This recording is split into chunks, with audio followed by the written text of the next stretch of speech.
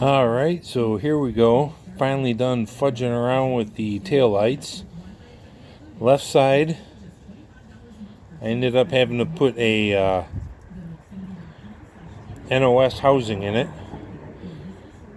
The passenger side, I got a good housing from Andrew Crouch.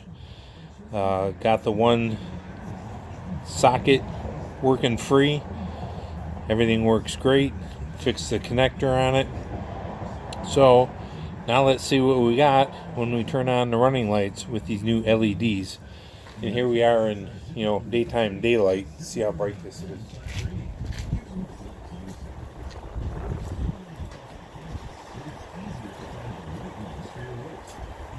There's that. We got brake lights. Can you see me now?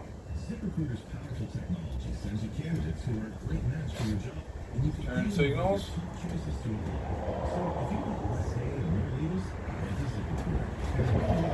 Then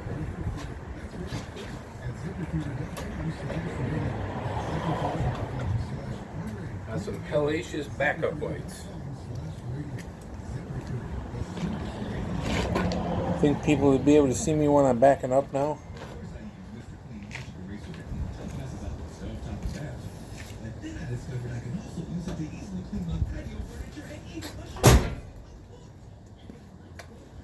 Here we go. So much better.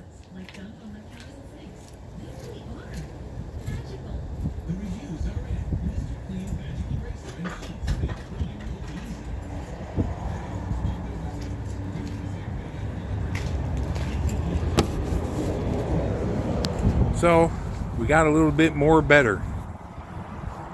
LEDs are nice.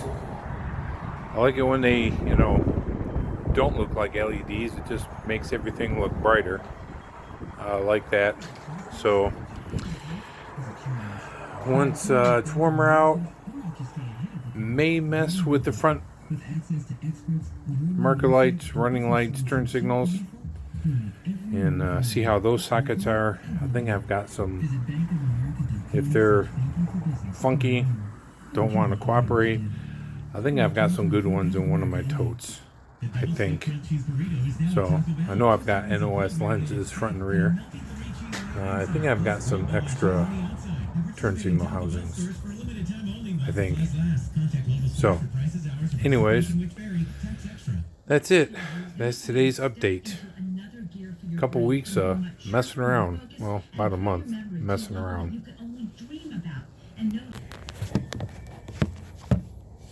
Alright, so here we go. I can't see the screen. I got this camera facing the other way so that stuff isn't swapped around, because I swapped the lens around. So here we go. Dark out, nighttime. Now we're going to see how well these LEDs work.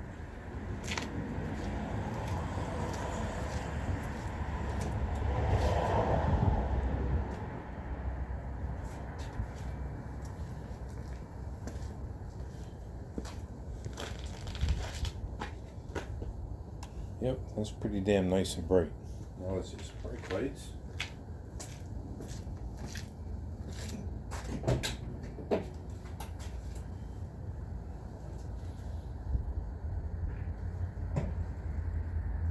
I can't see.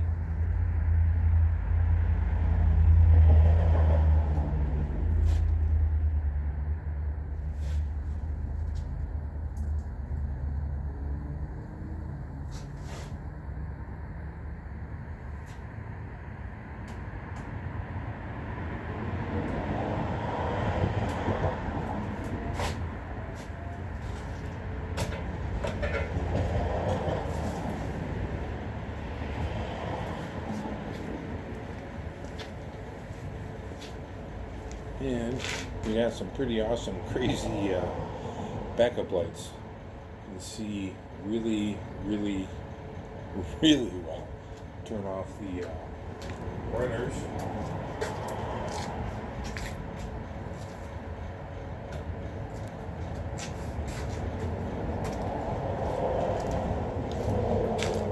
And we'll grab this. walk around this way and see how much it lights up the back of the truck. Pretty damn sweet. Okay, so here's what we did. I wanted to put LED backup lights in it and running lights. These 72, 73s are pretty typical with issues with the bulb sockets. This is the original housing out of the car. Was able to get the outer one to move. Was able to get the backup light to move while this was still in the car. Could not get this center one freed up at all. So decided to take it out. Of course, studs broke off. All 3 studs. And to get these out of the car with the bumper on and the rear valance on is definitely no fun. Without the valance on, I could definitely get to this bottom one easier. But what I ended up doing was, tops broke. I bent this down so I could get to the bottom one, and then got that one to break off. Took it out, cut the boot off of the middle one, and I was able to free up that plastic. So now what I'll do is I will do something here, probably cut this, put a piece of larger shrink tube on, reconnect these, and then put the shrink tube down, heat it up so it captures it, and then this will be fine. And I've got some ideas on fixing these broken studs, but I ended up buying an NOS piece. Got lucky, I found one on eBay. Lucky, wasn't cheap, but I found one, and so I replaced this side. So I knew what I was in for on the passenger side. Ended up getting a good one from Andrew. And just one of the sockets was stuck on it, the middle one. You know, it's in the car. So what I had to do is I had to cut this off, or slice it, cut it around so I could get in there and pop that plastic piece loose because it's stuck down at the bottom. And get everything working and good in there, and then sealed it back up, and it works great in the car. Of course, the NOS one I got had a new gasket on it. The one I got from Andrew had to put a new gasket on it, placed right here in Detroit Muscle Car Technologies. Mainly they do Mopar stuff, but they do have some select few pieces of Ford gaskets and heater box, like reseal gasket kits, not for 72s, but they do have the 72 taillight gaskets. So I bought local, support my local classic car, muscle car supplier.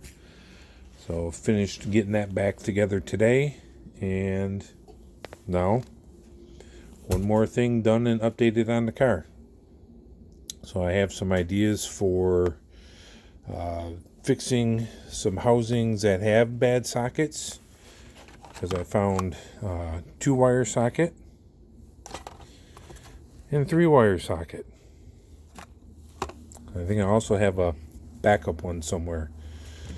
But these are small enough, all you have to do is straighten these fingers straight up, and with a unibit, step drill bit, the hole just has to be opened up just a little bit, and this will fit in there. You can bend the fingers down, and bam, it's connected. And you put a little bit of that body caulk, those strips, butyl strips, on the bottom side of this connector where it goes against the housing, sealed up. Was messing around, just trying it out. Got a 2-wire on the outside. The outside is actually supposed to have the 3-wire, but so this is one that I had a spare. So that's a future project. Sit down at the bench, mess around, and see what I can do with that. But that's the update on the car for right now. Just one quick short update. So If you guys like just the simpler, shorter, one item kind of updates, let me know. Or if you prefer the longer 15-20 minute one that has a bunch of stuff I cover, we just let me know what you prefer. And I do have seat covers on order.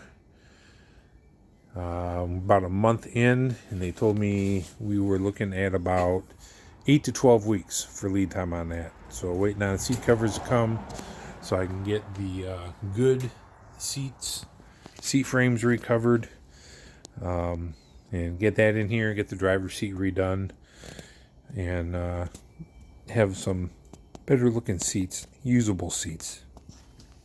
Other than that, nothing else. Guys, have a great night, and I will talk to you later.